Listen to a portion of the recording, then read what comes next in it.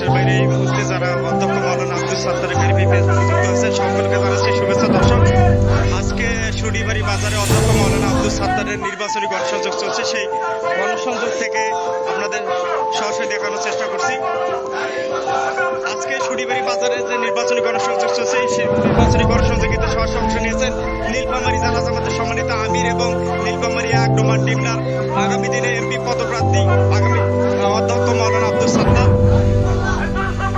এবং সেই সাথে আজকের এই নির্বাচনী গণসংযোগে অংশ নিয়েছেন বাংলাদেশ ডিমলা উপজেলা জামাতে ইসলামের সম্মানিত আমির এবং আগামী দিনে ডিমলা উপজেলা চেয়ারম্যান পদপ্রার্থী অধ্যক্ষ মাওলানা মুজিবুর রহমান। এবং এই নির্বাচনী জনসংযোগে আরও উপস্থিত হয়েছেন এবং নির্বাচনী জনসংযোগে সরাসরি অংশ নিয়েছেন ডিমলা উপজেলা জামাত ইসলামের সেক্রেটারি মাওলানা রুকনুজ্জামান বকুল। আমরা আপনাদের শুডিবাড়ি বাজার থেকে সরাসরি গণসংযোগ দেখানোর চেষ্টা করছি।